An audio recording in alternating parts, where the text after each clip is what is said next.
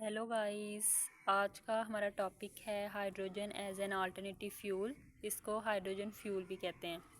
Hydrogen as an alternative fuel में सबसे पहले हमने पढ़नी है इसकी डेफिनेशन। तो डेफिनेशन क्या है? Hydrogen fuel is a clean burning fuel. Hydrogen fuel एक क्लीन बर्निंग फ्यूल है that uses hydrogen as a primary energy source, जो कि इस्तेमाल होती है as a primary energy source. It is a zero carbon fuel, कहते हैं कि ज़ीरो कार्बन फ्यूल है। That produces only water vapour and heat, जो कि क्या प्रोड्यूस करती है? वाटर वेपर्स और heat. As exhaust when use in fuel cells, एक एग्जॉस्ट यानी कि एक स्टीम के तौर पर वो इसको प्रोड्यूस करती है और हम लोग उसको फ्यूल सेल्स में यूज़ करते हैं या फिर इंजन में यूज़ करते हैं।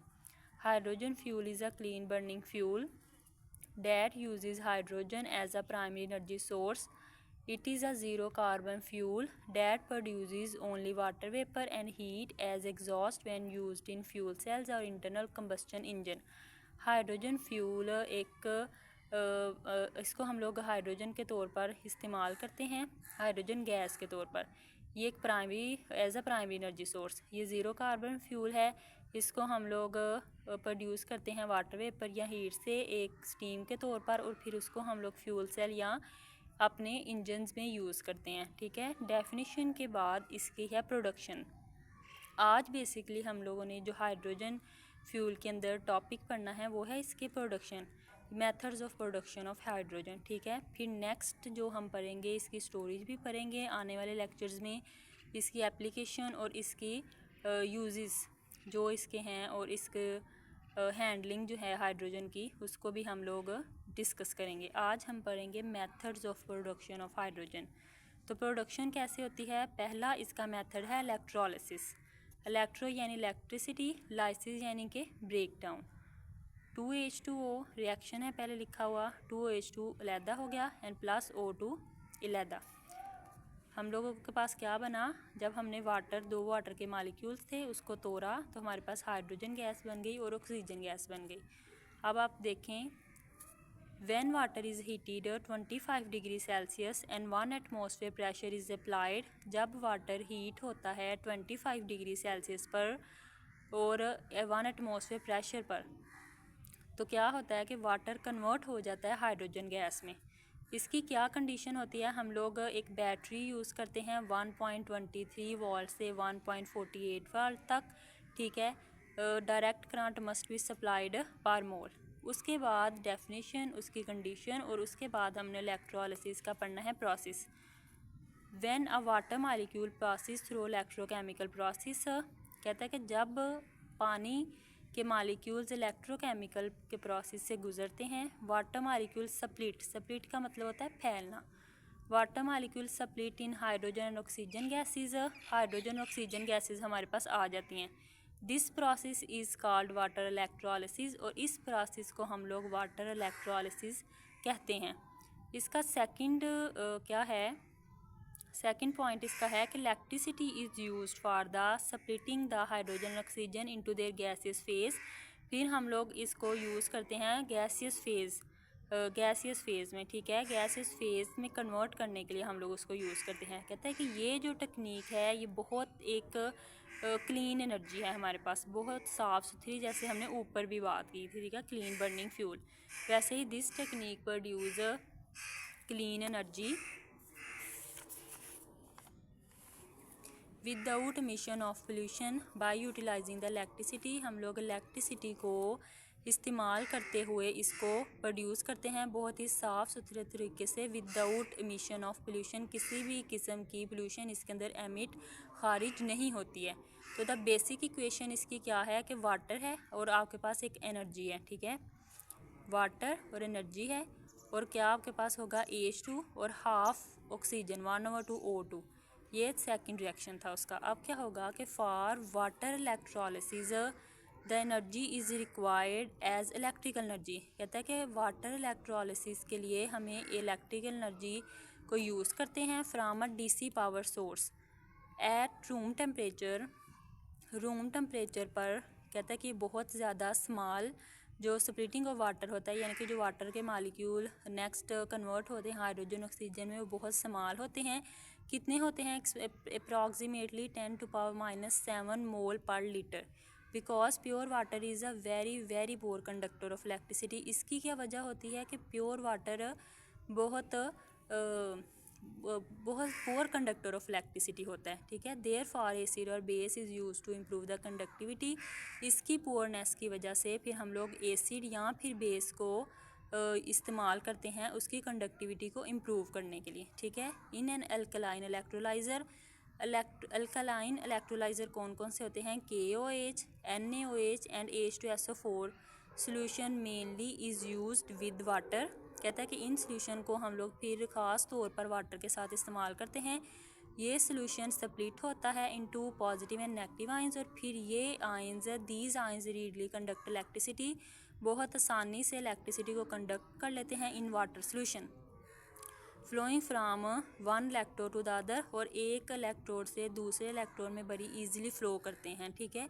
तो ये कि किसका फर्स्ट मेथड था production of hydrogen as an alternative fuel का, इलेक्ट्रोलिसिस। और ये आप देखें इसकी डायग्राम के अंदर भी यही है। पोरस मेम्ब्रेन है, एक साइड पे हम लोगों ने हाइड्रोजन रखा, एक साइड पे ऑक्सीजन रखा, दो इलेक्ट्रोड लिए, उसको एक बैटरी के साथ कनेक्ट किया, कैथोड और एनोड उसके ऊपर चार्जेस दिए हमने। अब जो हाइड्रोजन वाले चार्ज होंगे उसके ऊपर पॉजिटिव चार्ज होता है तो कैथोड यानी नेगेटिव की तरफ से निकल जाएंगे, और जो ऑक्सीजन के होंगे बबल्स, जो ऑक्सीजन के ऊपर नेगेटिव चार्ज होता है तो वो एनोड की तरफ से यानी पॉजिटिव चार्ज की तरफ से निकल जाएंगे। और ये उसके नीचे कुछ स्टेप्स लिखे हुए हैं, कैथोड रिएक्शन और एनोड रिएक्शन। ये है electrolysis of water for hydrogen production. इसका नेक्स्ट मेथड है दूसरा, steam methane reforming. Steam methane reforming widely use process है for producing hydrogen as an alternative fuel. इसमें क्या होता है कि हम लोग हाई टेम्परेचर स्टीम को रिएक्ट करवाते हैं मीथेन के साथ, ठीक है। क्या हाइड्रोजन और कार्बन मोनोऑक्साइड नहीं, कार्बन डाइऑक्साइड नहीं, कार्बन मोनोऑक्साइड है यहाँ पर, ठीक है। यहाँ आप कार्बन मोनोऑक्साइड लिख लीजिएगा। कार्बन मोनोऑक्साइड को प्रोड्यूस करने के लिए देखिए हम लोगों ने मीथेन को रिएक्ट करवाया हाई टेम्परेचर स्टीम यानी कि वाटर के साथ, और हमारे पास हाइड्रोजन और कार्बन मोनोऑक्साइड आ गया, ठीक है। उसके बाद इसका प्रोसेस क्या है स्टीम मीथेन रिफॉर्मिंग का? सबसे पहले इसके प्रोसेस है मीथेन फीड स्टॉक यानी कि natural gas, primary methane CH4। हम लोग मीथेन को इस्तेमाल करते हैं और उसको हम लोग रिफॉर्मर के अंदर डाल देते हैं। फिर हम लोग उस जो हमारे पास वो रिफॉर्मर के अंदर हम लोगों ने मीथेन डाली, उसके अंदर हम लोग इंजेक्ट करवाते हैं स्टीम को, ठीक है। रिफॉर्मर फिर वो जो स्टीम है जब रिफॉर्मर के अंदर जाती है उसके अंदर ऑलरेडी मीथेन होती है, वो उसके साथ एक मिक्सचर बनाती है, creating a mixture with methane. Next तीसरा इसका प्रोसेस है रिफॉर्मिंग रिएक्शन। रिफॉर्मिंग रिएक्शन है कि the methane steam mixture over a catalyst. ये जो फिर मीथेन और स्टीम का मिक्सचर बनता है ना, ये किसके साथ रिएक्ट करता है?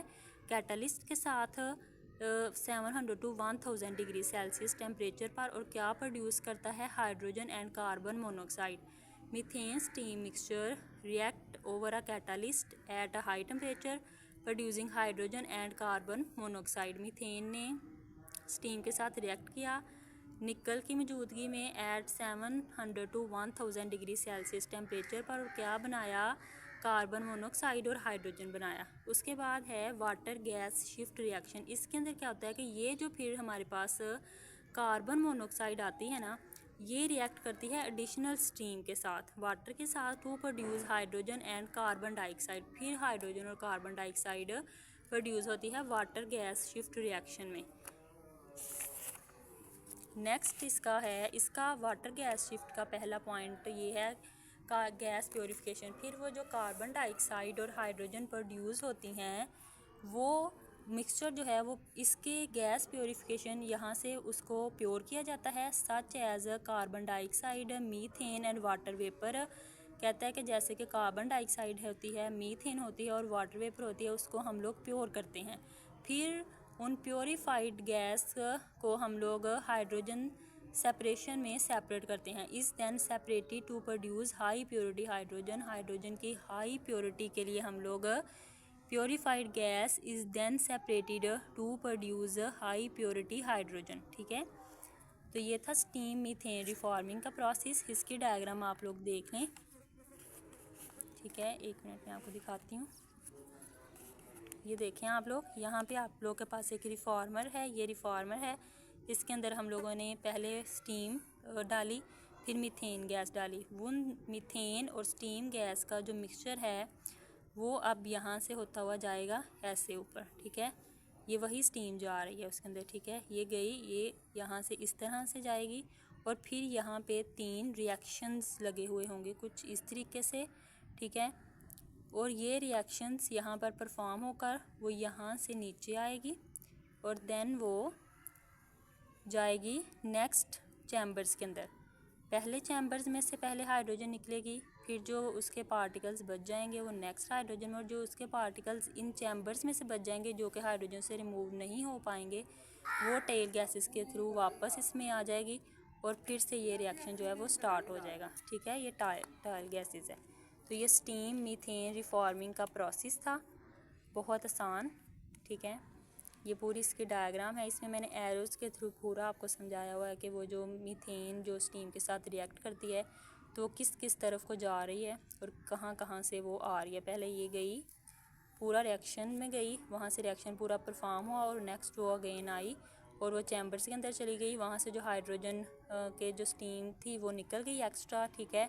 और बाकी जो बच गई वो नेक्स्ट दोबारा फिर रिफॉर्मर के अंदर आ गई, वो फिर मीथेन के साथ वो स्टीम रिएक्ट करवेगी और अगेन प्रोसेस स्टार्ट हो जाएगा, ठीक है। तो ये इसके बारे में ओवरऑल था।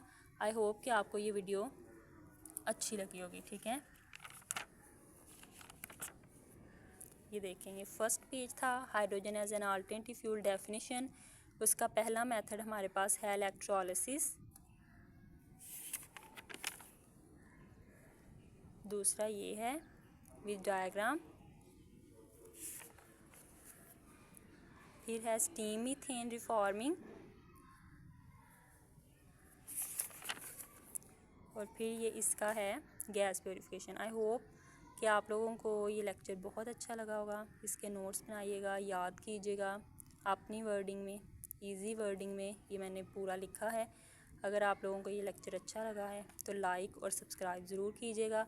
और नेक्स्ट इसकी वीडियोज़ आएंगी गैस स्टोरी, हाइड्रोजन स्टोरेज के बारे में, हाइड्रोजन फ्यूल स्टोरेज, उसकी हैंडलिंग और उसके यूजेस। अभी ये वीडियोस रहती हैं वो आएंगी, वो भी ज़रूर देखिएगा और अपना टॉपिक कंप्लीट कीजिएगा और मुझे दुआओं में याद रखिए।